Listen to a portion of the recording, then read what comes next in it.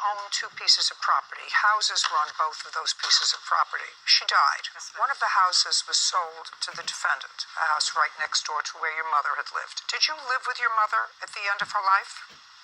If the answer is either yes or no. Did you live with your mother for the end of her life? No. Well, why don't you just answer me and say, correct, I didn't live with my mother. I didn't live with my mother. That's the answer.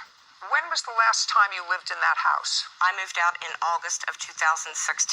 Where did you live in June of 2016? Lived in the same town, but I had rented a room from a friend. Who else lived with her in the house? It would be myself and my daughter, Natasha. When? We lived there with her until she went into the rest home in December of 2014. So the last time you stayed in the house was in 2014? No, ma'am. I was in the house until August of 2016.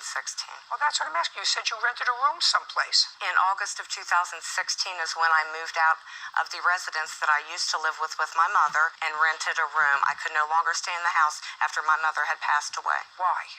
Just memories. Was the house condemned? My house... Just answer the question. Yes, ma'am. So the house was condemned? Yes, ma'am. By what authority? The city of Clarksburg.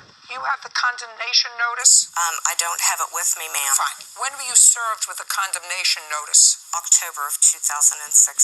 Now, what happens to a condemned house? I know what happens to a condemned house. A condemned house is no longer habitable. The city took over and they'll take it down. Yes, the city and I have discussed this. Yes. Fine. So that's what this case is about, this nonsense.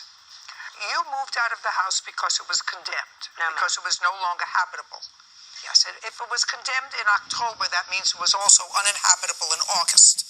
No, and the next door neighbor, is this your daughter? Yes, ma'am. The next door neighbor who bought the house, fair and square, had a conversation with your daughter. Yes, Your Honor. Month and year did you have the conversation with the daughter that you bought the shed? December 26, 2016, 25th, on Christmas Day. Great. I'm sorry. Now I got the dates. Okay. Yes. So, hey. Does it work? Okay, so you were served with a condemnation notice in the house in October. A different house, ma'am.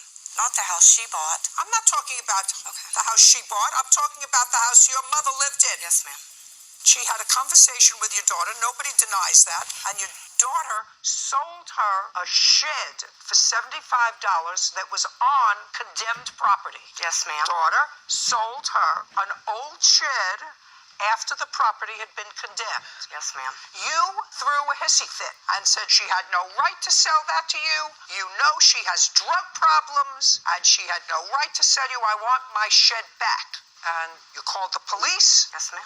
And so she returned the shed, and you claimed the shed was damaged. And because she took it off the cement block where it was, the foundation, that foundation was also damaged, and you want $4,000. Are you out of your mind? Do you hear these people? Are you crazy? Do you know how ridiculous that sounds? Now I'm going to get to her counterclaim, because I'm done with your claim. Your claim is stupid. Counterclaim is that she threw a fit and called the police, and it was embarrassing for you. Yes, Your Honor. On what date did she call the police? December 26, 2016, I called the police. I have the police record. So you called the police? Yes. Tell me why you called the police. I called the police because I wanted to get to the bottom of the issue. In my mind, I was upset because, she was coming and taking this back after I paid for it. I paid for it, and I was upset that she was taking it back.